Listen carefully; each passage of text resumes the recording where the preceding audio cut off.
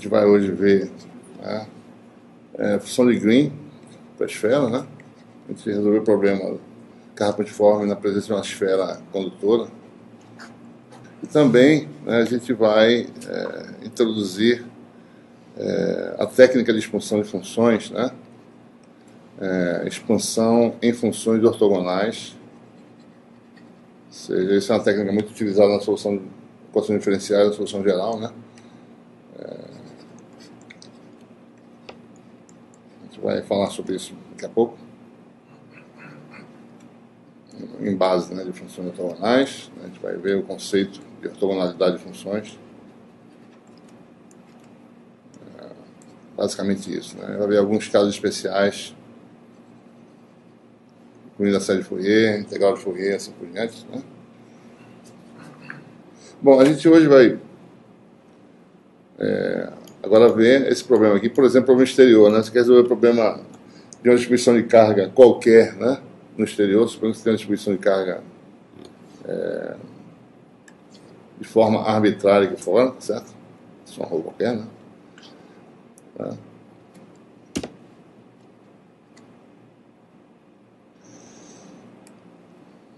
Deixa eu fazer de novo aqui.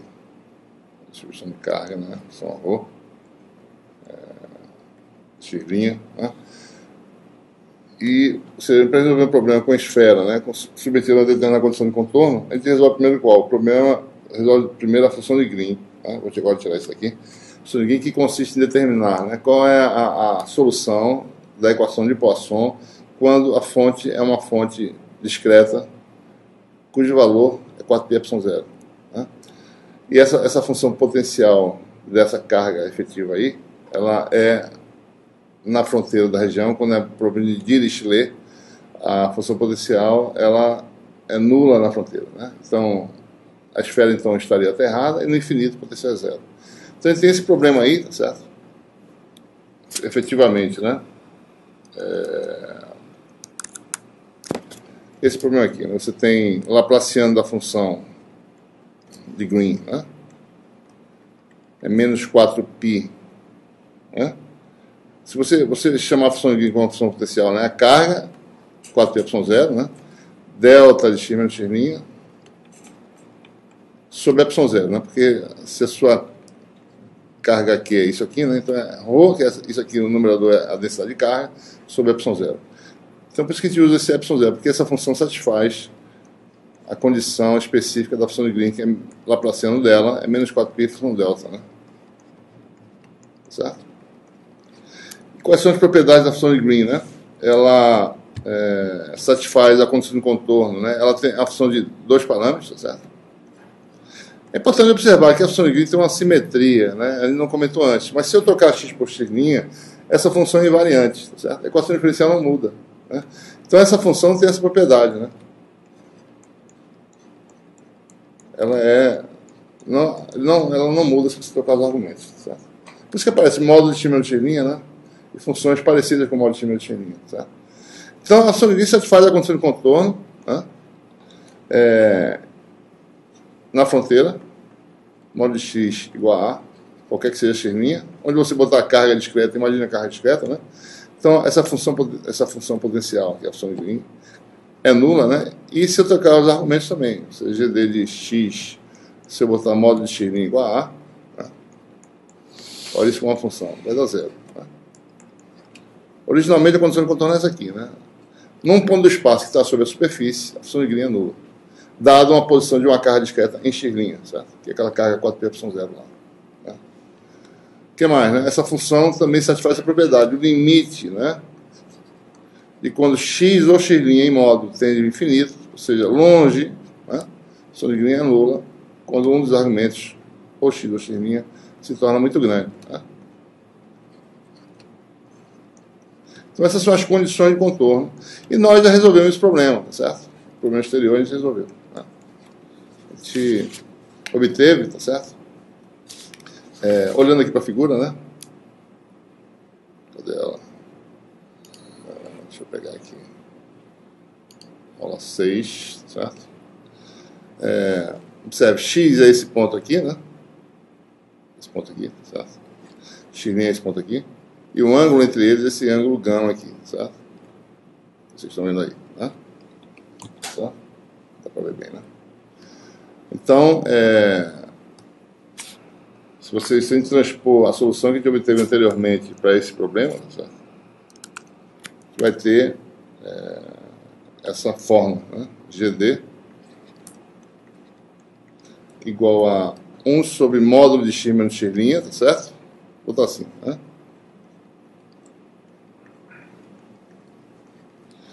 Daí tem outro termo, né? A carga é 4π0, que cancelou com 4π0 aqui, tá certo? Então a outra carga vai ser menos uma fração disso aí, que é menos aquela fração A sobre a posição da carga discreta, que é a posição que está na distância R' da origem. Vamos olhar para essa figura aqui, tá certo? Essa distância aqui é R', né? Então a carga-imagem, né, que a gente resolveu no problema anterior, está a uma distância menos uma distância A sobre R'. Certo? Desculpa. A distância da carga-imagem é A2 sobre R'. Né? E o valor da carga-imagem, Q', só lembrando, é menos A sobre R', R' a posição da carga, né, original, vezes Q. E Q é 4π0. Aquele 4π0 cancela com o denominador. Você ficaria aqui menos A, aqui é o valor da carga, A sobre R', 4π0 sobre 4π0, cancelou, vai ficar 1 sobre x menos essa carga imagem, tá certo? Vou botar aqui x duas linhas, tá? Módulo de x duas linhas, só lembrando, é igual a quem? É igual a A2 sobre R', exatamente isso, né? A distância da carga-imagem à origem, né? Então, se a gente calcular esses módulos aí, módulo de x menos x', né? Observe, né? X e x' formam um ângulo gama entre eles, certo? Na figura aí, tá? Certo? Então, isso aqui vai dar o quê? R2, que é o módulo de x ao quadrado, mais o módulo de x' ao quadrado, menos 2 vezes o produto escalar de x com x', né? Menos 2x escalar x'. Elevado a meio, né? Isso aqui vai dar R2 mais R' ao quadrado menos 2R. R' é cosseno do ângulo entre eles, que é cosseno de gama elevado ao meio, né? Certo? Da mesma forma, outro módulo x menos x duas linhas, né? Em módulo vai dar módulo primeiro, R2, módulo segundo é esse aqui, né? Módulo disso ao quadrado, que dá A4 sobre R' ao quadrado, né? Menos 2 vezes o produto escalar. Observe que x duas linhas ele é colinear com x', certo? É um vetor que está aqui, né? Só lembrando a vocês, certo? Esse vetor aqui é o x duas linhas que eu estou falando, né? Onde está a carga-imagem aqui, certo? Em algum lugar, né? Então, o cosseno de x duas linhas com x é gama também, né? Menos 2 vezes o produto escalar, então 2R A2 sobre R', né? Cosseno de gama elevado ao meio, certo? Né? Então aí você fica com essa expressão para a função de Green para esse problema e aparece aí um gama, né? Deixa eu botar aqui essa expressão aí, certo? Está bom de ver? Acho que sim, né? Talvez eu possa aumentar um pouquinho. Não, deixa assim mesmo. Deixa eu ver. Um pouquinho mais, talvez, para a visibilidade. 50%. Né? Bom, tem um parâmetro aí que é o gama aí, né? Ou seja, x. O x, tá certo? É um ponto, né, no espaço de coordenadas r, θ e φ. X' tem coordenadas R', né? Θ', φ', certo? Ora, se você bota no espaço, né? Então o x é subtendido pelo vetor unitário AR, tá certo? Tá? O x', por sua vez, é subtendido pelo vetor unitário AR'. Esses vetores dependem, né, de θ e φ. Esse aqui depende de θ' e φ', certo? ângulo deles, entre eles, é gama. Também, né? X', entre eles é gama. Bom, quem é o cosseno de gama, né? Ora, o produto escalar de AR com R' é esse cosseno, certo? Então, AR escalar é AR' é igual ao cosseno de gama, certo? E nós sabemos as expressões para esses vetores. AR é seno θ, né? Cosseno de φ. Daí o vetor AX mais seno φ AY, né? Mais seno θz. Certo? E o R', tá certo? É só botar um linho todo mundo aqui. Mesma coisa, botar um linho. Então, oi? Ah, desculpe, aqui é cosseno θz, né? Então, trocando botando o linho, você teria o R'. Se você fizer para o escalar, tá certo? Vai ser o quê? É da seno θ, né? Seno θ', né? Cosseno φ, cosseno φ', né? Mais seno φ, seno φ', mais cosseno θ, vou botar aqui, cosseno θ, cosseno θ', né? Observe que isso aqui é o cosseno da diferença dos ângulos, né? Tá? Então você tem aí a expressão que o cosseno de gama pode ser expresso dessa forma, né? Seno θ, seno θ',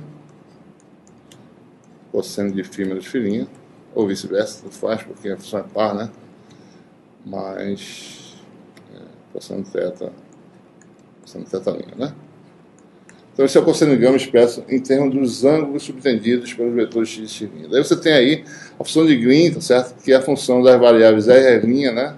Θ, φ, θ', φ', certo? Então a integração espaço-dimensional envolvendo essas variáveis, a gente sabe essas expressões como é que elas são, certo? Bom, então a gente está resolvido agora qualquer problema desse tipo, né? Se você tem um problema, digamos, problema exterior, né?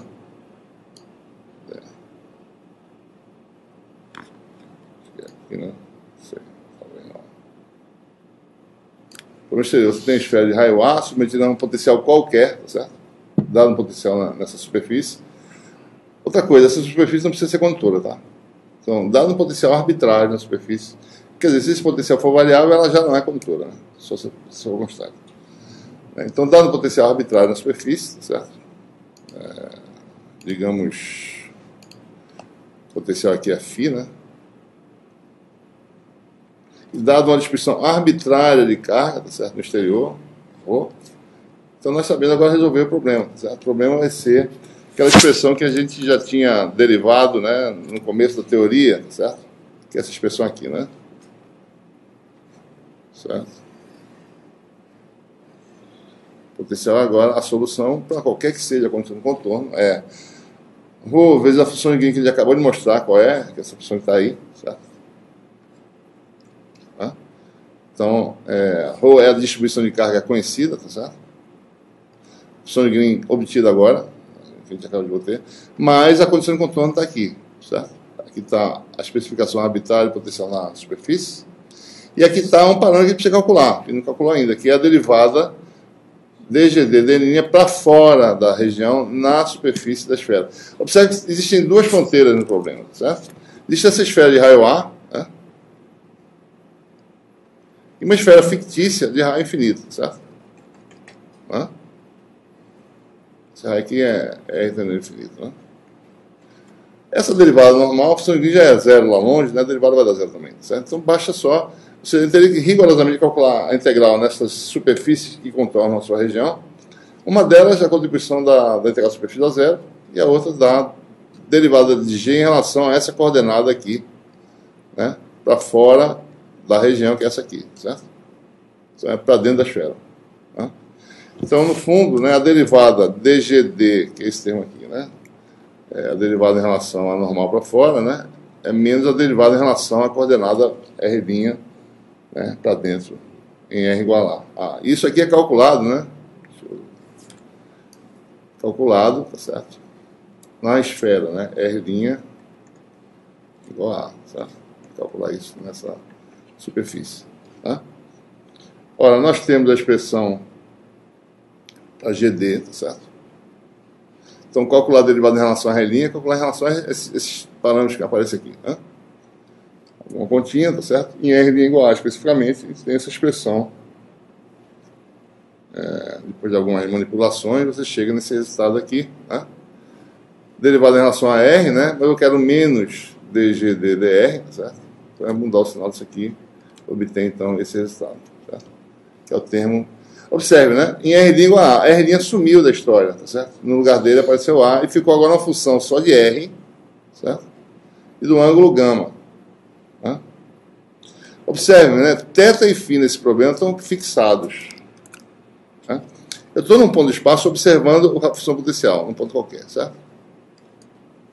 X, né? Subtendido a uma distância R, né? Ângulo polar θ, ângulo azimutal φ, né? O meu x' está varrendo a esfera naquela integral de superfície, né? O x', ou seja, o meu ângulo θ' que está aqui, né? Não é esse ângulo, não, desculpe. O ângulo θ' em relação ao eixo Z, né? E o azimuth φ' estão sendo varridos como você varre a esfera. Θ' vai de 0 a π, φ' vai de 0 a 2π na hora que você integra, certo? Então, aqui está a expressão que eu acabei de derivar, né? Cosseno de gama. Daí, para esse problema aqui, tá certo? Distribuição de carga externa, né? Você teria essa solução aí, tá certo? Bom, aqui, né? Agora, essa coisa grandona aí, tá certo? Cabe no quadro, né? Certo? Mas aqui está a função, ou seja, é fácil de verificar, né? Isso aqui entre colchetes, entre chaves aqui, né? Colchetes. É a função de Green, né? Isso aqui é a função inversa, convencional, né? Se não tivesse nada, só tinha esse termo aqui, tá certo? Observe que se A for igual a zero, esse termo desaparece. Esse termo aqui vai embora, né? Se não tiver esfera. É a solução de problema simples, tá certo? Distribuição de carga livre no espaço, né? Onde tiver A aqui, a coisa vai sumir, tá certo? Isso aqui vai ser zero também, né? Ou seja, vai ficar só ρ sobre modo de x x' 4π0, certo? Que está aqui, né? E aí aparece esse termo de superfície, que qualquer que seja a condição imposta por potencial na fronteira, eu adiciono esse termo. Certo? Não tem a solução agora geral. Né? Certo?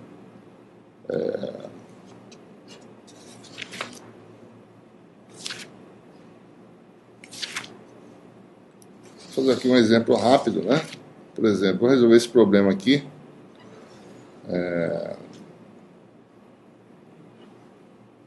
Suponho que você tem esse problema. Né? Um problema em que a densidade volumétrica de carga no exterior da esfera seja nula, certo? E o potencial na fronteira seja especificado dessa forma. Na realidade, nós temos dois hemisférios condutores, certo? Separados, submetidos a diferente potencial, certo? Um está potencial V e outro potencial menos V. Vocês estão vendo aí, né? Essa esfera está potencial V e essa aqui potencial menos V, né? Certo? Então, qual a solução do exterior, né? Qual o potencial no exterior? Bom, o potencial vai ser o termo de volume. Você vai para cá, né? Esse termo aqui não existe, certo?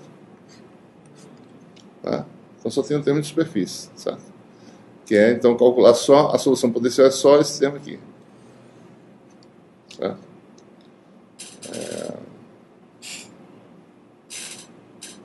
Observe que a função em R igual a uma função só do ângulo θ, tá certo? Olhem isso como uma função, né? É uma função desse tipo aqui, tá certo? É constante no hemisfério superior, qualquer que seja φ, mais V, né? θ valendo 0 a π sobre 2, tá certo? E muda de sinal abruptamente para menos V. É claro que isso é meio exagerado. Geralmente a gente poderia fazer algo assim, né? Uma transição contínua aqui, tá certo? Suave, tá certo? O potencial vai variar mais ou menos quase que linearmente ou de um valor a outro, né? Porque isso aqui vai causar alguns probleminhas de tipo fenômeno de Gibbs, né? Alguns overshootzinhos devido a essa descontinuidade abrupta, né? Tá certo? Bom, mas isso é uma matemática interessante que a gente pode resolver, certo? Então, se você bota lá o ds, né, é A2 de ômega, tá certo? Esse aqui é o nosso elemento de ângulo sólido, né? De ômega linha, certo? Potencial x igual a essa função, tá certo? Especificamente, isso aqui vale em qualquer ponto do espaço, né? Não é tão trivial nesse momento calcular essa integral, daqui a algumas aulas vai saber resolver em geral isso aí. Mas no eixo Z, especificamente, né? Ou seja, se você quer calcular o potencial só do eixo Z, né? Da esfera, tá certo? Eixo Z, θ igual a zero, né?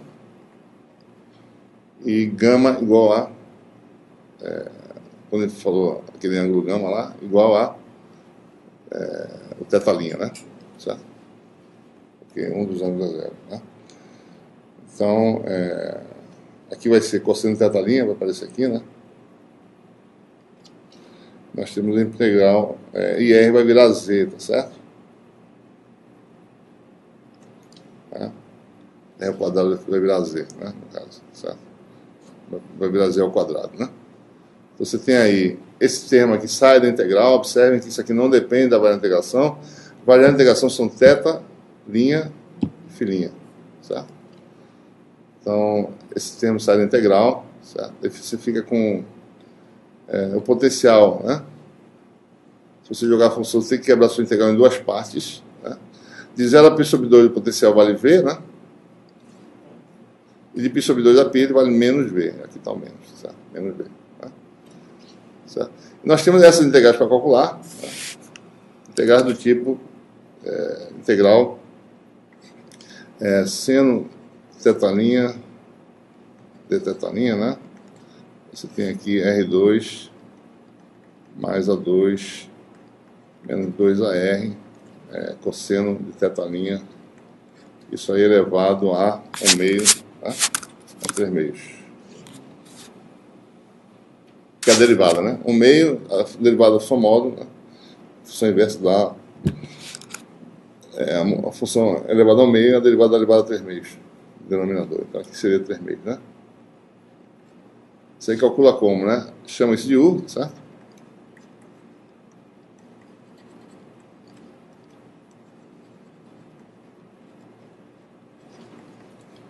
Então, du, onde U é relacionado a essa variável θ, né? A derivada do cosseno dá menos seno, du sobre 2AR, né? Vai dar seno θ' de θ'. Isso aqui, na realidade, é a integral de U elevado a menos 3 meios du sobre 2AR, né? Isso vai dar, certo? Vou botar para cá. Vai dar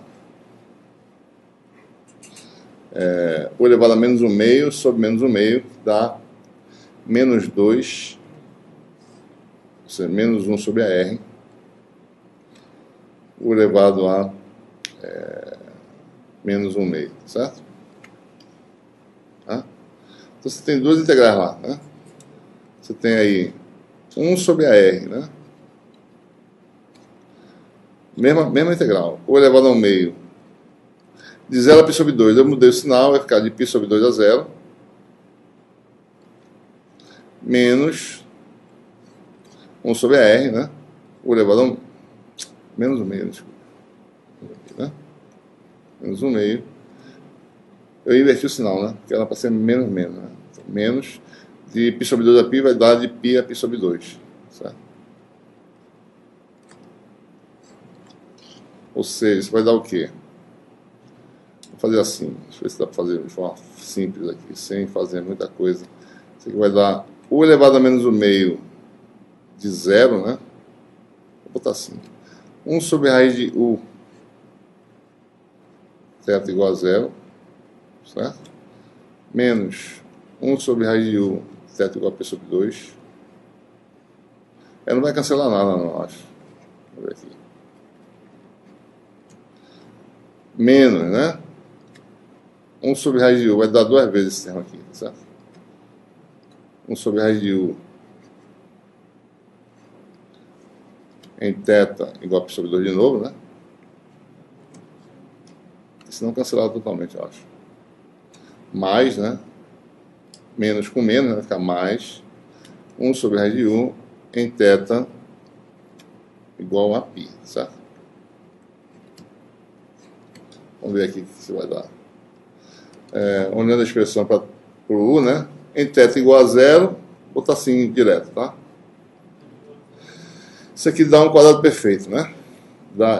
Isso é R igual a Z, tá? Só lembrando, tá certo? R igual a módulo de Z, no caso, certo? Porque Z pode ser positivo ou negativo, R é módulo de Z, certo? Então, isso aqui vai dar...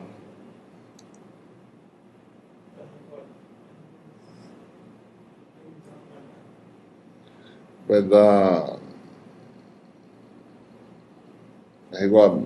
Vamos botar R igual a Z, tá certo? Depois a gente faz essa questão de módulo. Vai ficar Z menos A, né? Ao quadrado, não é isso? Quadrado perfeito, né? O de π sobre 2 dá Z2 mais A2, né?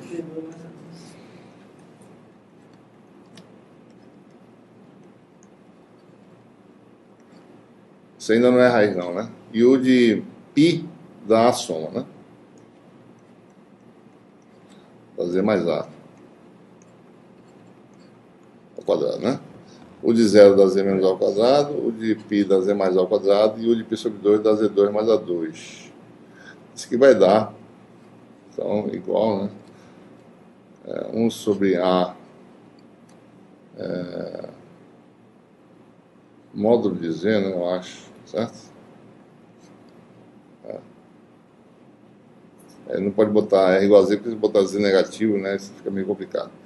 Θ igual a 0 deu ao quadrado perfeito, dá 1 sobre raiz, né? Dá 1 sobre módulo de Z menos A, né?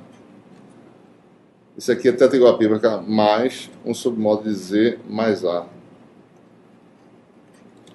Menos 2 vezes esse termo aí. 2 vezes R2, que é Z2 mais A2, né? Raiz quadrada, certo? 2 mais Z2. Certo? Então, essa seria a forma de calcular essa integral, certo? E aí você fica com esse resultado aí, depois de mexer um pouquinho, certo? Deve dar esse resultado aí, né?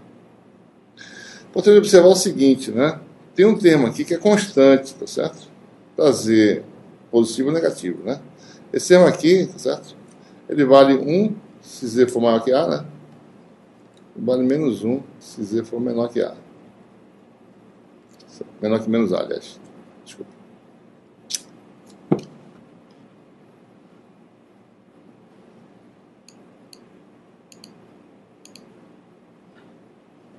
Deixa eu ver se eu consigo estirar com você. Menos A, né? Certo?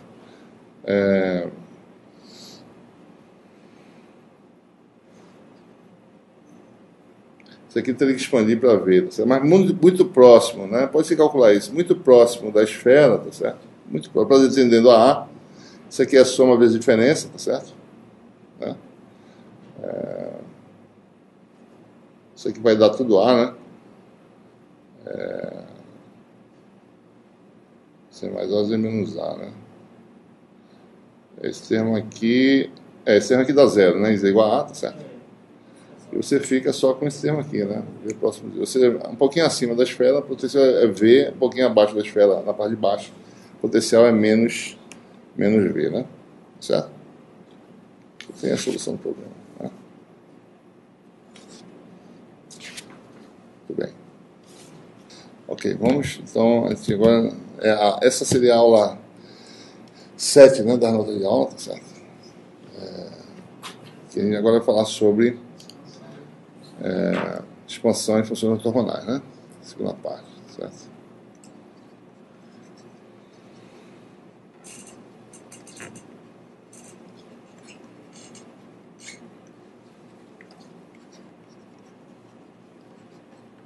E essa questão é uma questão...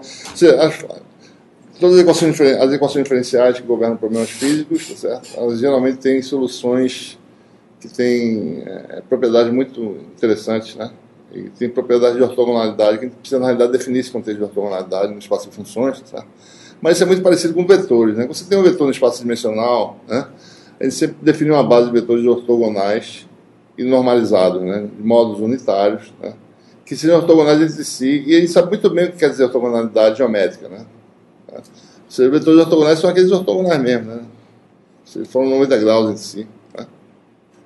Isso é uma coisa muito tangível, né, vetores de base A1, A2 e A3, né. Então, você sabe que qualquer vetor no espaço 3D pode ser decomposto em vetores ortogonais, né, certo?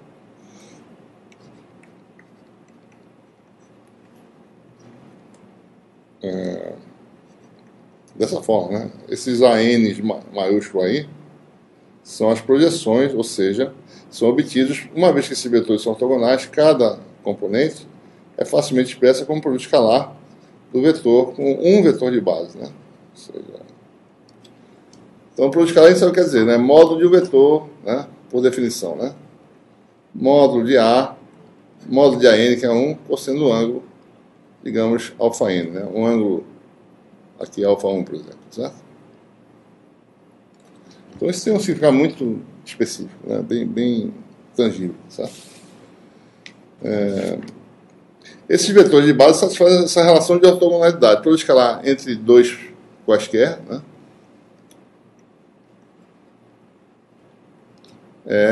Delta de NM, certo? Delta de NM é o delta de Kronecker, né? Vale 1 para N igual a M, vale 0 para N diferente de M. Ora, esse é um conceito geométrico, mas eu poderia também utilizar isso numa base de vetores no espaço n-dimensional qualquer, tá certo? Qualquer que seja a dimensão do espaço, né? Se você tem uma base de vetores de N, né? Vetores ortogonais, mutuamente ortogonais, aí já não pode mais ver isso no espaço, mas isso é um conceito matematicamente possível, né?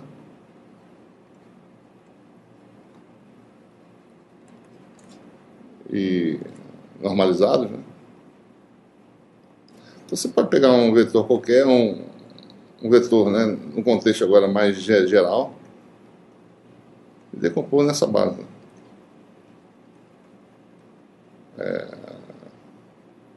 Esses vetores satisfazem essa propriedade aqui, certo? Então, cada componente permanece sendo a projeção, né, a produto escalar, certo? Do vetor com o vetor de base, né? Ora, a gente precisa... Existe essa propriedade no tocante a funções também, certo? Funções podem ser ortogonais. A questão é como é que a gente define um produto escalar, certo? Algo análogo ao produto escalar de vetores, né? De forma que funções ortogonais tenham um produto escalar zero, certo? O produto escalar não pode ser algo trigonométrico, né? Tem que ser um contexto mais generalizado, certo? A gente vai já introduzir qual é a definição do produto escalar, né? Se você tem funções... deixa eu escrever aqui, produto escalar no espaço de funções, né?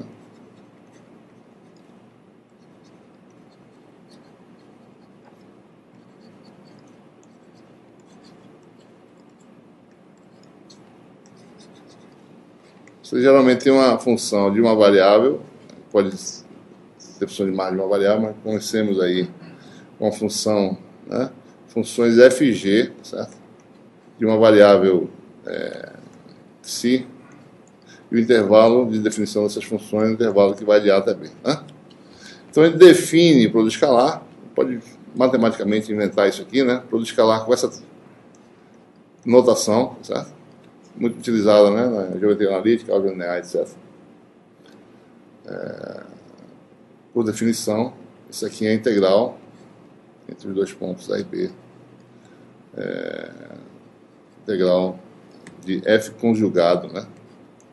Essa é a definição mais geral, tá certo? F conjugado, G, né? Isso vale para funções complexas também, tá certo? Se eu estivesse usando vetores complexos, eu teria que modificar minha definição lá de produto escalar também, certo? Teria também algumas modificações, algumas consequências também, né? Vetores complexos, o módulo de um vetor complexo não é A escalar A, é A escalar A conjugado, certo? Tem um negócio meio maluco aí, né? Então, eu tenho uns errinhos nessa nota de aula, tá certo? Bom, a gente diz que duas funções são ortogonais se o produto escalar com essa definição for nulo, né? então, funções cuja integral do produto, né, do conjugado uma pela outra for zero, então as funções são ditas ortogonais. Muito bem. Bom, então, a gente pode construir, a gente vai ver isso naturalmente ocorrer, eu já estou antecipando, essa é uma coisa bem geral, mas as equações diferenciais que governam problemas físicos, em particular a equação de Poisson e a de Laplace, que é a equação homogênea, ela vai gerar soluções naturais para certas geometrias de fronteira, certo? Essas soluções naturais têm propriedade de ortogonalidade, né? Então você pode gerar um conjunto de funções, certo? Um n, né, de xi, né, com n um número inteiro, irrestrito, certo? E a gente diz que essas funções são ortogonais se satisfazem essa propriedade, né? O n, escalar um m, ou seja, a integral de um n conjugado de xi, o m de xi de a a b, vale um parâmetro, né? Vale 0 se n diferente de m, e vale um número qualquer k, desculpe, kn no caso, né? Só kn, né? Se n igual a m, certo? Ou seja, a gente pode representar isso por escalar assim, né? O n escalar um m igual a kn, né? Delta de nm, né? Certo? A gente pode normalizar essas funções construindo funções normalizadas, né? Sob raiz de kn, certo? Se eu construir essa nossa nova função, essa nova base de funções é uma base normalizada, né? Base ortonormal. Então, por escalar de um n com m, agora vai ser delta de nm, né? Isso é bom porque quando eu fizer a projeção, eu preciso ter um fator de escala adicional devido a essa unitariedade do produto escalar das funções de base, certo? Bom, então veja. Então, em analogia com a decomposição de vetores, certo? Posso ter como um vetor arbitrário, certo? Numa base de vetores, eu também posso construir algo semelhante, né? Se eu quiser decompor uma função numa base de funções, eu faria algo do tipo, tentaria, né? Fazer algo desse tipo aqui, certo? Soma em n, né? Certo? Digamos que tem um número finito aí de funções, certo? Geralmente não é o caso, né? A gente pode tentar, vou botar aqui arbitrário, né? Ou seja, uma decomposição, certo? Nessa função de base, né? Bom, tem duas formas de obter esse AN, certo? Uma, né? É aí que surge, né? Ou seja, na realidade, essa definição do produto escalar surge naturalmente se você olhando para essa equação e falando, bom, como é que eu calcularia os minhas componentes AN aqui? Eu, intuitivamente, eu faria o quê? Bom, eu sei que essas funções têm uma propriedade que a integral, um n conjugado, né? Eu construí, eu penso, né? Uma função decomposta em funções que satisfazem essa propriedade aqui, certo? Delta de n, né? Delta b, certo? Então, eu sabendo dessas propriedades, o que eu vou fazer? Eu, intuitivamente, vou multiplicar ambos os membros, né? Por um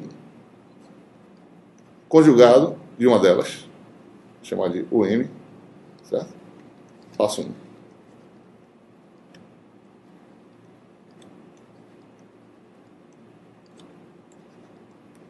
Passo 2, eu vou integrar ambos os membros de A até B, certo?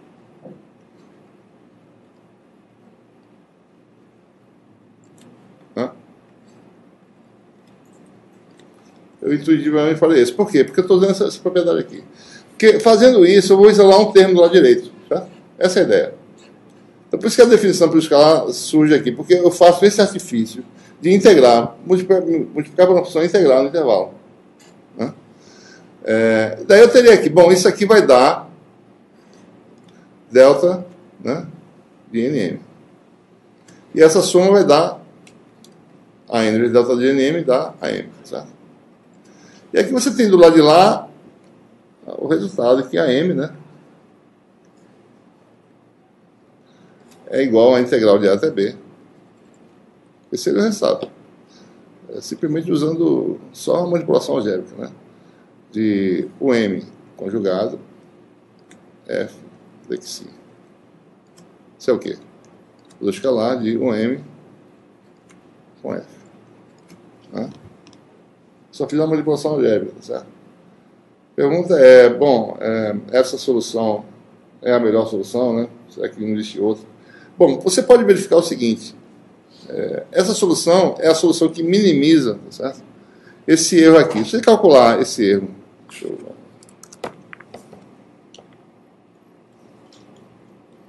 Essa função aqui, você pega o número finito de termos, tá certo?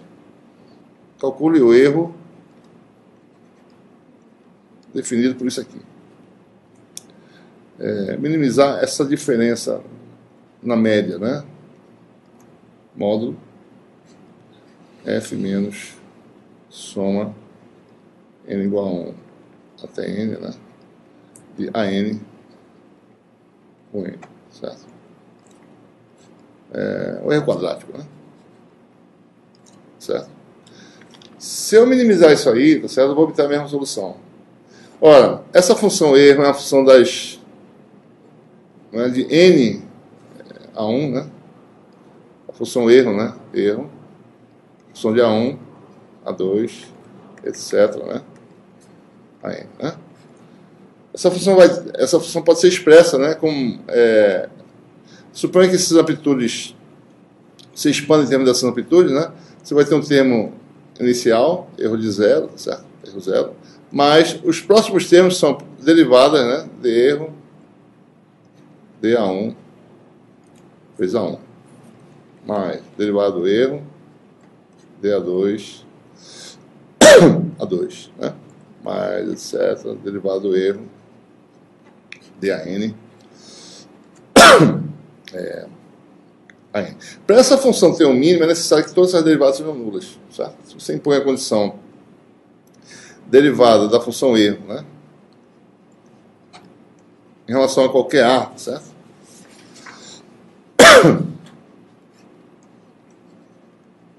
Igual a zero, né?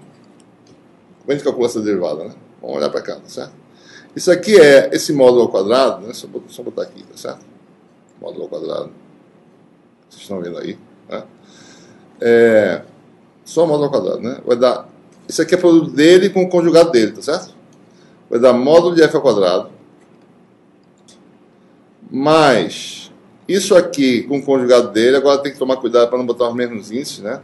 Soma de n igual a 1 até n, soma de m igual a 1 até aliás, não botaram nem isso, né? Botaram em nk, tá certo? Botar assim. A n, o n, né? A k conjugado, né? O k, certo? Então esse é o termo do quadrado do segundo, né? Certo? Mais os termos cruzados, mais f soma de n igual a 1 até n, né? Isso até n sempre, certo? Mais não, menos, né? Isso aqui é menos, certo? Menos. É menos, certo? Menos, né? F vezes o conjugado daquilo ali, você tem, então, é AN conjugado, né? Com N conjugado. Tem mais um termo que é menos F conjugado. Soma, posso botar o mesmo índice aqui sem problema nenhum. AN com N, certo? Então eu tenho integral disso aí, tudinho, dexi. Eu faço a derivada disso em relação a um índice deles, certo? Que não é nenhum desses, né? É um específico, chamado de M. M de Maria, tá certo? Acho que eu vou botar aqui para cima, né? Então se você calcular a derivada, né? Derivada em relação a M disso aqui ao quadrado, certo? Isso aqui vai dar o quê, né? Essa derivada aqui dá zero, certo? Isso não depende, isso é a função f, não depende dos coeficientes. Tá? Derivada disso aqui em relação a m, é o mésimo termo apenas, né? Isso aqui não depende, né? Certo?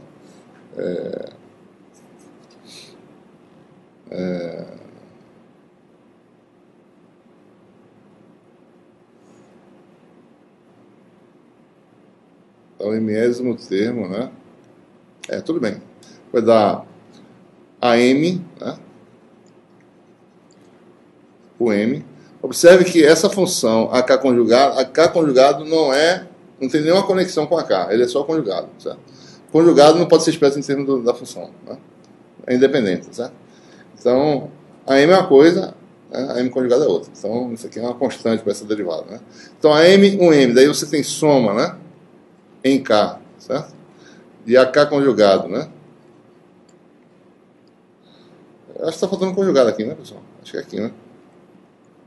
Certo? O K conjugado, né?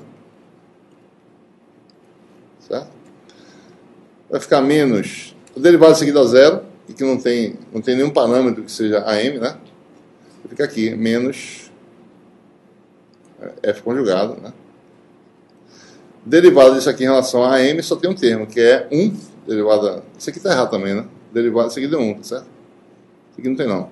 Porque a derivada de AM em relação a AM dá 1, certo? Então, isso aqui dá DAM dá 1 vezes o M, né? F conjugado o M, certo?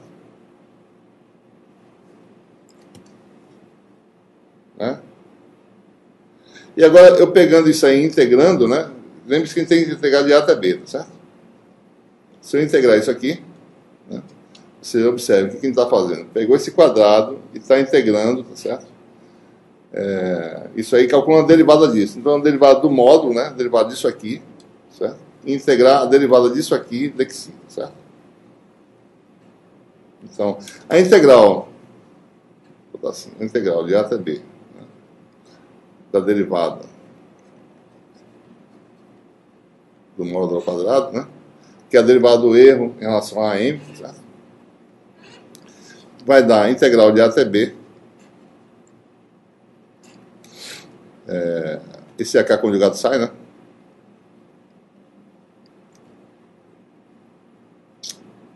Desculpa, deixa eu...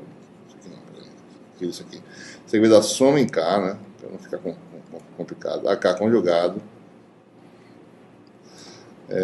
Integral de A até B. Né? De um M, o K conjugado daqui. Tá? Menos, aqui não tem soma nenhuma, né? Integral de F conjugado, o M daqui, né? Certo? Ora, ortogonalidade, né? Isso aqui delta de MK, certo? Tá? Isso aqui é igual a zero, né? A condição é essa, né? Derivada daquilo do erro dá zero. Isso aqui dá delta de MK, isso aqui é a soma em K, então só tem o termo M, vai ser AM conjugado, né? É isso? Isso aqui passa para o lado de lá, vai ficar igual. Produto escalar de... o conjugado, né, digamos assim, do produto escalar de M com F. Conjugado disso, né? Certo? Porque o M escalar F é o M conjugado F. Né? O conjugado desse produto escalar dá exatamente esse termo aí. Então, se eu tirar o conjugado disso, aqui vai dar o quê?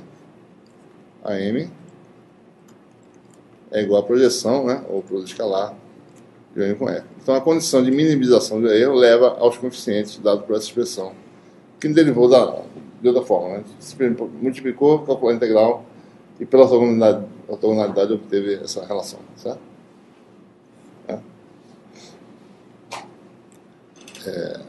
Então, à medida que você coloca mais termos, né? À medida que se torna assim cada vez maior, né?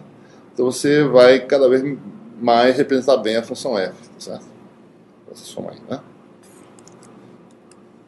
Essa relação de ortogonalidade das funções de base tem uma relação que a gente chama de relação de completeza, certo? Isso são conceitos que vocês viram aí, eu acho que estudou métodos, né? Física matemática também, né? Completude, né?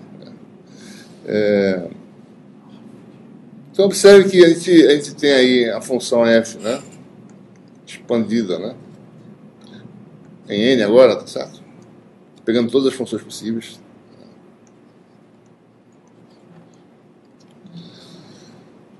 E se a gente colocar a expressão para n, que é o produto de um n com f, né?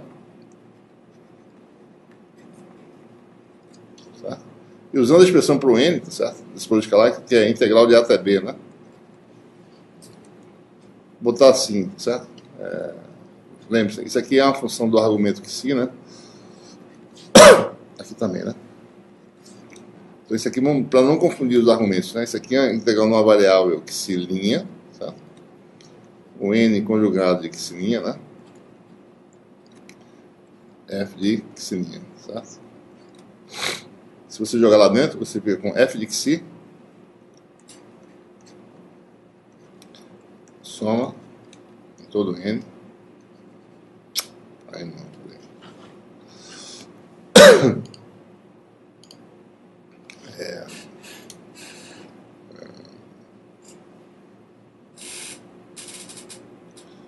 integral, né? De A até B. N que se linha, né? F. Daí aparece também o próprio F, né? Aliás, desculpe, o N de si, né?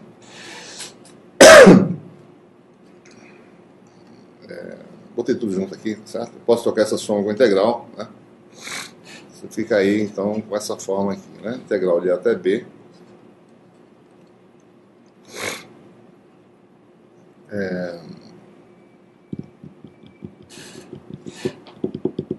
Dessa soma, tá certo?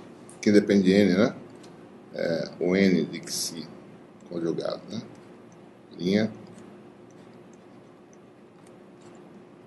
Nessa soma aí. F de xi linha. De xi linha, né? Certo? Então você tem aí F de xi, ela é reproduzida, tá certo? Através de uma função de xi linha, né? Chamada de G, certo? Né? E qual é a função que tem essa propriedade? Né? Ela, integral dessa função com a própria função f, reproduz f, né, num ponto específico xi', certo? Né? Olha, nós sabemos que a função delta nessa propriedade, né, é f de xi, integral de xi', né? Delta de xi' menos xi, f de xi', né? Só tem uma função que tem essa propriedade, função delta. Então, aí nós temos a relação de completeza de qualquer sistema de funções ortogonais completo, né? Uma base completa tem essa propriedade. A função delta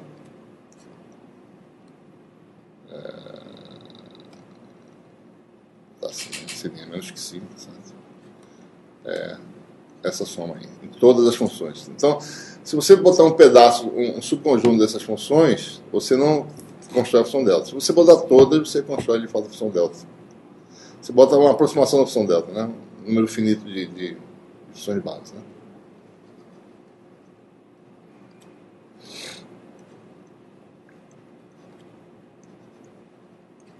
Então essa é a relação de completude ou de completeza, né?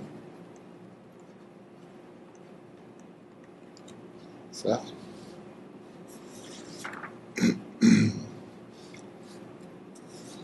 Bem.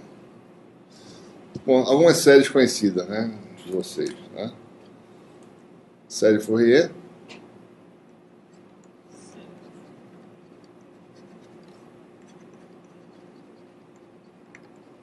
Certo? Vamos botar aqui, né? Isso aqui pode ser mais rápido, né? Em teoria já. Série Fourier, né? Deixa eu comentar aqui um pouquinho.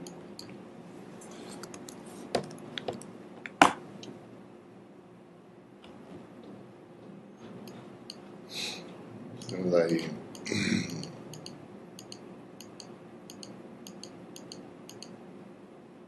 série de Fourier de vários tipos, né? Por exemplo, série de seno e cosseno, né?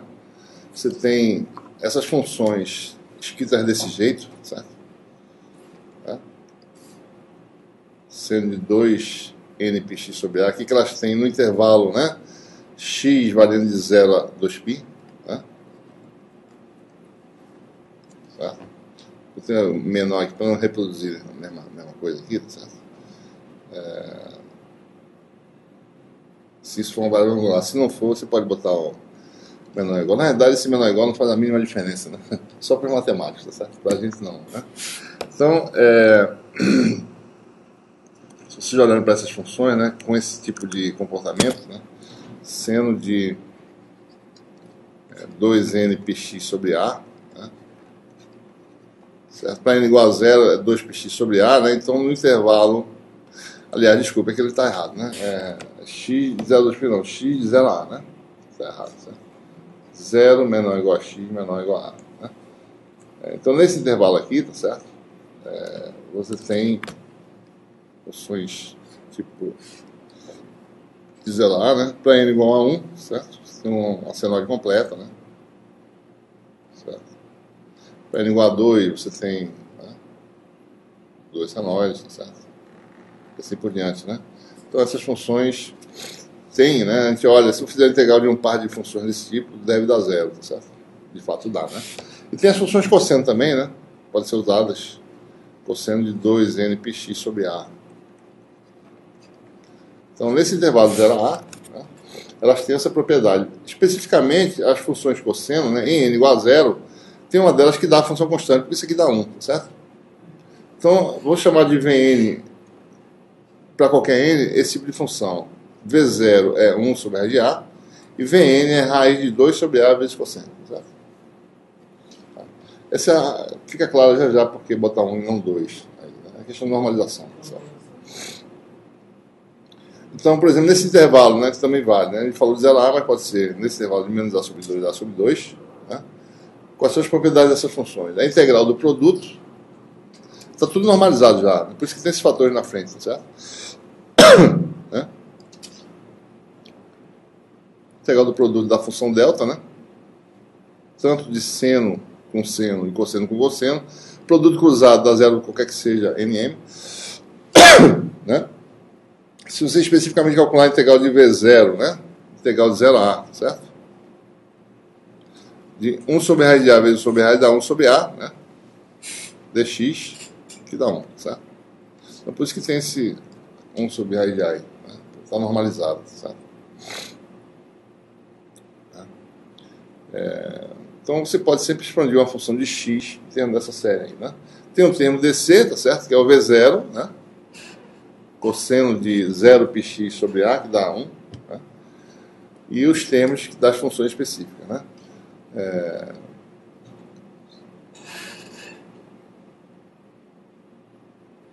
Se você quiser calcular os coeficientes dessa série, bom, se eu quiser calcular B0, eu faço por escalar, né? V0 com F, né? Como V0 escalar 1n dá 0, V0 escalar Vn para n de 1 em diante dá 0, né? V0 escalar V0 dá 1, isso aqui vai dar B0, né? Então, quem é esse produto escalar, tá certo? Isso aqui está errado, né?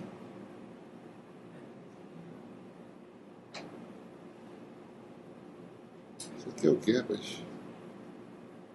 B0, V0, né? Hã?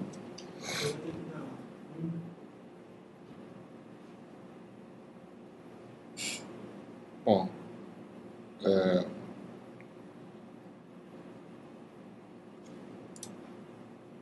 seria B0. B0 é isso aqui, né? Tá certo. É isso aqui, né? Eu não sei porque está assim, está meio confuso, né? Bom, de qualquer forma, né? Esse coeficiente aqui, né? Produto escalar. Essa integral aqui, né? Na verdade, o B0, quer dizer, tá claro aqui. O B0, se você fizer isso aqui, vai dar, né? 1 sobre A, né? Integral de f dx, que é o valor médio de f, né? Certo? Então, esse termo aqui, na verdade, é f barra, né? É o valor médio. Então, f é seu valor médio mais uma expansão. Então, essa função V0, na realidade, é para isso. É para você calcular o valor médio, certo? Bom, esse é um exemplo. Um outro exemplo, também bem conhecido, é se você considerar esse conjunto de funções aí. Né? Essas exponenciais complexas, né?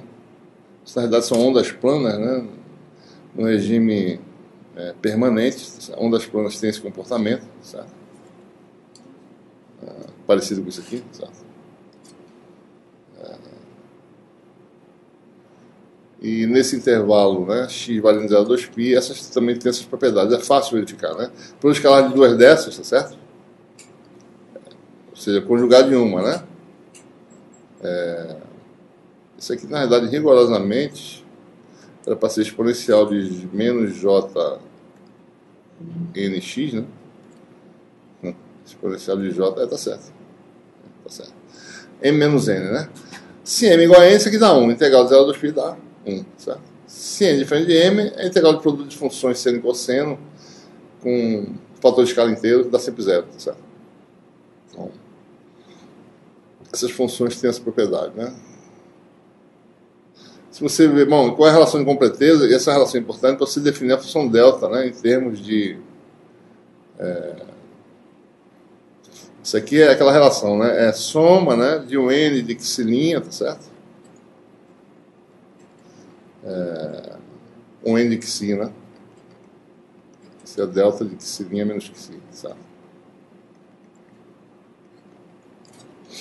Então é exatamente isso. A função delta pode ser expressa dessa forma, como expansão de ondas quânticas, certo? Isso é um resultado importante às vezes, né? Pode necessitar desses artifícios em equações diferenciais, né?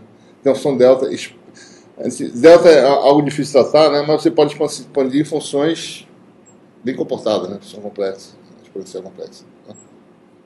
Então, você pode tratar a função delta tratando a equivalente, a expansão equivalente à função delta. Ora, a gente também pode ter... Nosso intervalo é finito, né?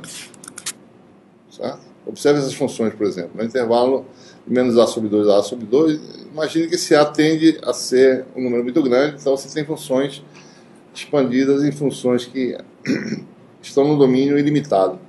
Né? Um exemplo é a integral de Fourier, certo? Se você começar com essas funções complexas, vou botar esse 1 sobre a aí, tá certo? Essas funções, para x igual a A, você tem múltiplo inteiro de 2π, tá certo? Então, por isso que está com esse fatorzinho aqui na frente, né? Então, se A tende a infinita, essa amplitude começa a se tornar muito pequena, tá certo?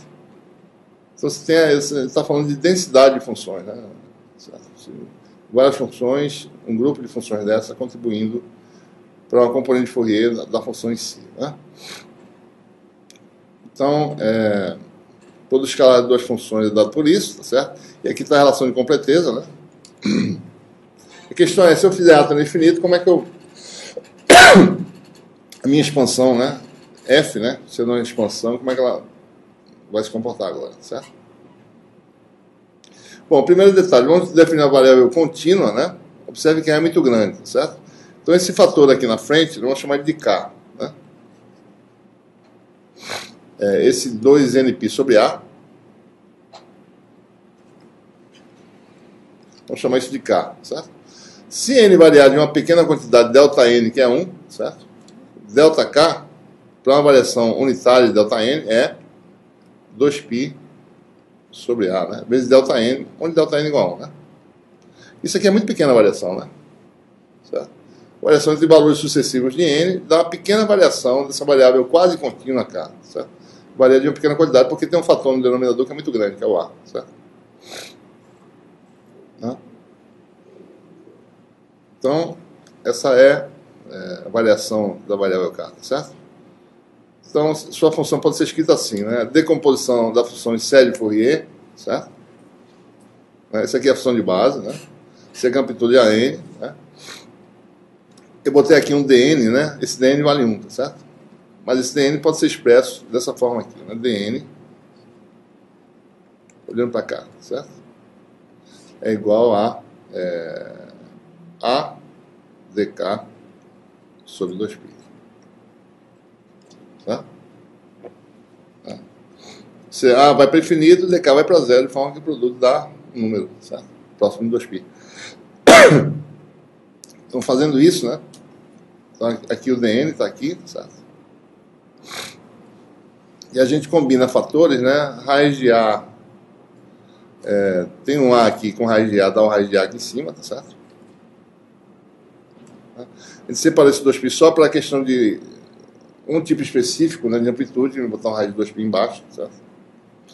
Esses dois 2π, não esse aqui, né?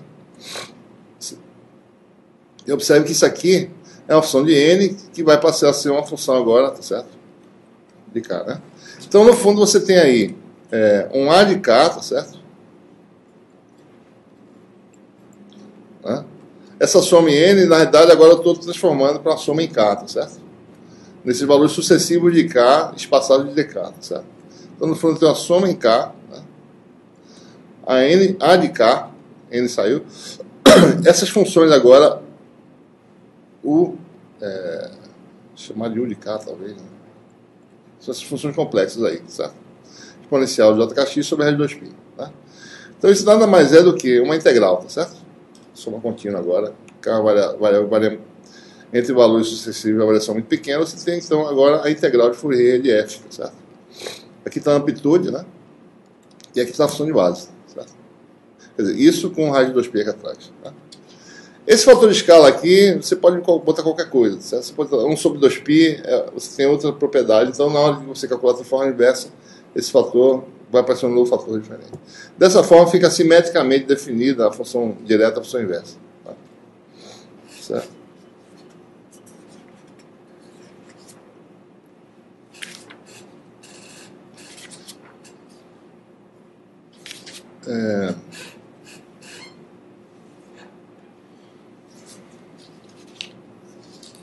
Bom, se você quiser calcular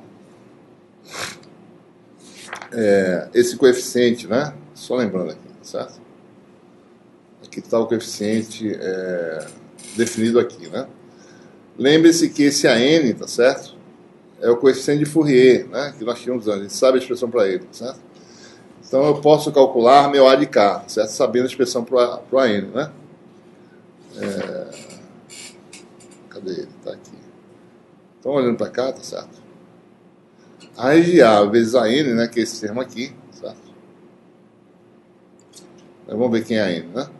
A N está aqui atrás, em algum lugar. Deixa eu achar ele aqui. Cadê a N?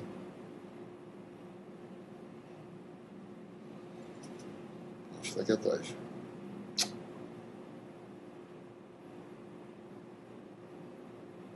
Não tem aqui não, né? Não fiz não.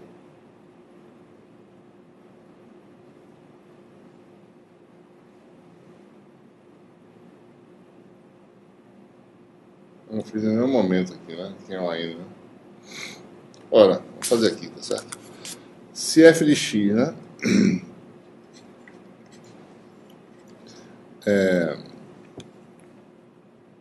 Essas funções são como mesmo? 1 sobre r de 2π, é? 1 sobre r de 2π, não é isso? Vou botar de volta. Soma, né? Em n. A n exponencial de j, né? 2nπx sobre a, não é isso? Eu multiplico pelo conjugado e integro de 0 a a, né? De menos a sobre 2 a sobre 2, tá certo? Vai ficar a integral de menos a sobre 2 até a sobre 2, conjugado, né? Esse é o de menos j, né? 2nπx sobre a.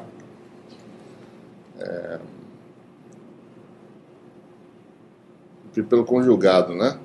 E multiplico por 1 sobre r de 2π aqui, não é isso? Ambos os mesmos, vai ficar 1 sobre 2π. Tá certo isso, não? Não deixa esse negócio falar, não faz isso não. Só multiplica por isso aqui, tá certo? Um m, né, no caso, um m, né?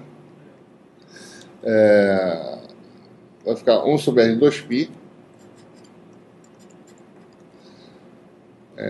Agora vai dar soma em n, né? De AN, integral exponencial de j, né? jπx sobre a, n menos m, né? dx, tá?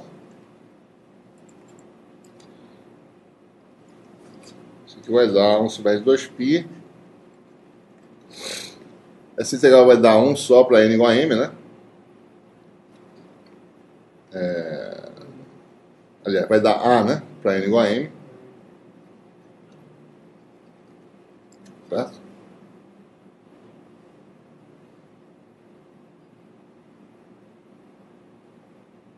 Certo isso? Não, esses 2π aí, acho que tem uma coisa errada aí. Vai dar só a porque vai pegar um pedal. Não, para isso aqui, zero da integral de dx, né? Dá. Ele está usando os mesmos argumentos, tá?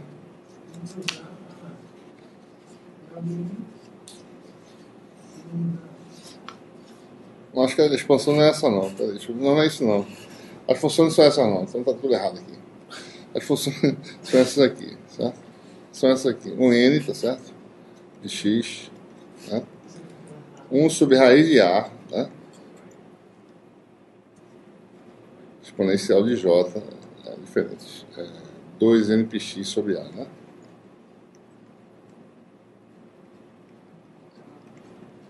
Certo? Então, f de x, né? Essa expansão.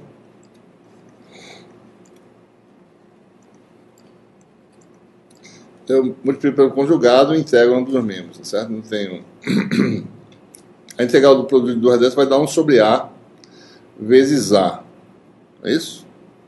Vai dar 1, certo? As funções estão normalizadas, certo? Então você vai ter o AN. Então multiplico por uma delas, vai dar 1 sobre raiz de a, certo? Integral de menos a sobre 2 até a sobre 2 vezes um n conjugado, ou seja, exponencial de menos, né? De x, f de x dx, né? Daí você tem aquilo que a gente está falando ali, raiz de a vezes a n, né? Igual a integral de menos a sobre 2 até a sobre 2 f de x, o conjugado, né? Isso aqui está errado, viu, pessoal? Eu estou misturando as bolas aqui, né? Aqui, na realidade, não tem esse 1 sobre r de a não, tá certo? O n conjugado vai estar 1 sobre r de a aqui, né? O r de a já passou para lá, aliás. A exponencial, tá?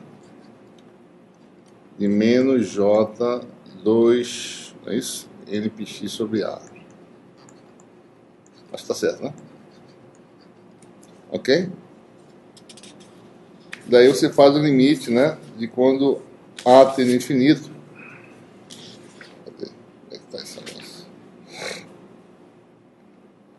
Né?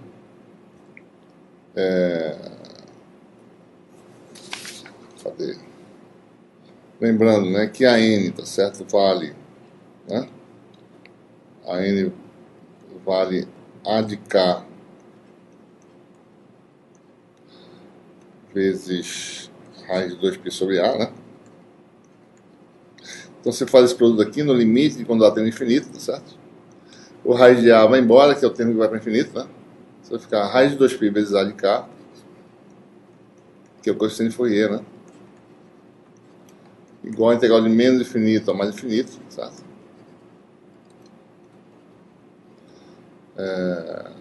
F de x menos j kx, né? Agora, certo? Dx, né? Aí você tem um coeficiente de Fourier de k, certo?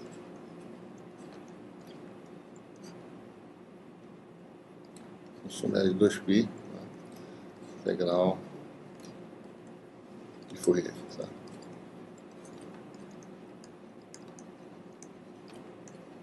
Então, do jeito que está feito aqui, a coisa é simétrica, né? F de x tem a mesma expressão, certo? Vamos supor 2π.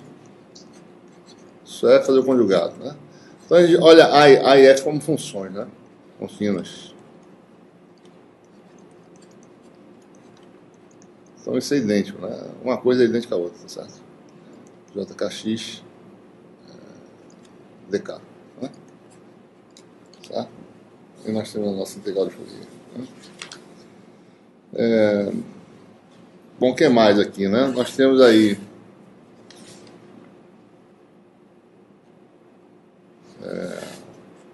relação de completeza, certo?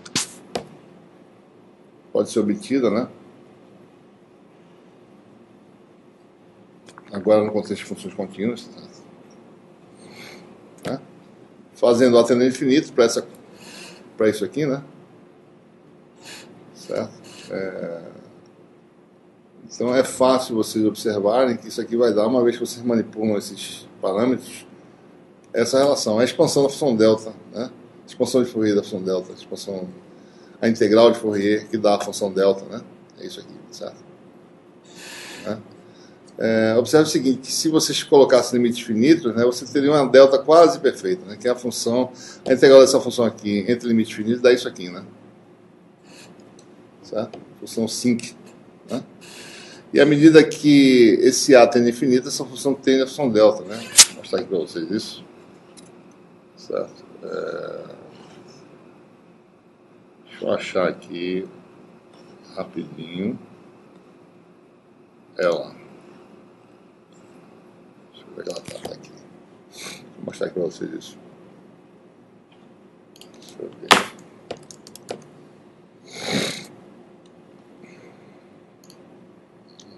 Onde é que está? Deixa eu ver se está aqui. Não, né? X perdido, está aqui. Está aqui.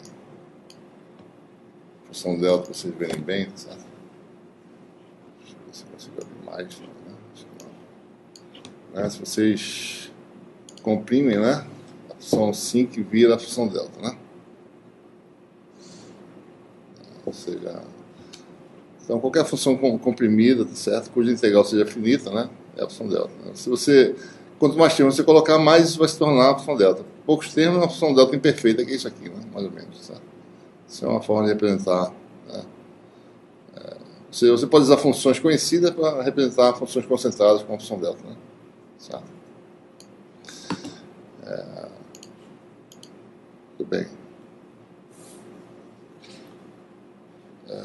Bom, a gente pode generalizar agora o conceito, né, de funções de ortogonalidade, né, ou expansão de funções em funções ortogonais, também para funções de mais de uma variável, né, em particular duas variáveis, né, que é o caso que a gente vai se deparar muitas vezes nesse curso aqui, certo? Então, se as funções, se você tem funções de base, né, em duas variáveis, né, as variáveis que se eta, né, nesse intervalo A, AB para xi e CAD para eta, né, então, e elas satisfazem relações de ortogonalidade desse tipo aqui, certo? A gente pode definir aí de forma compacta, né, produto escalar, certo? Agora, como integrais, observe que isso aqui são coisas, são integrais de produtos de funções, né, no espaço xi e no espaço eta. Esse tipo de integral pode ser simbolizado desse jeito, né? Então, uma função de duas variáveis você pode expandir, né, nessas funções, certo? De acordo com essa expressão aí. Né? E usando a relação de ortogonalidade, se eu fizer produto escalar, né? Primeiro, multiplica por uma função, integra naquele domínio, né? Multiplica integra no outro domínio, você vai ter então os coeficientes de expansão, tá certo? De forma simples, né? Dados por essa expressão aí. A coeficiente da expansão está aqui, certo? É a generalização no caso unidimensional, certo? Só dá mais trabalho, né? E, bom, acho que... Você pode também generalizar o conceito de completeza, né? Certo? No caso bidimensional, essa por diante. Certo? Bom, acho que para aqui.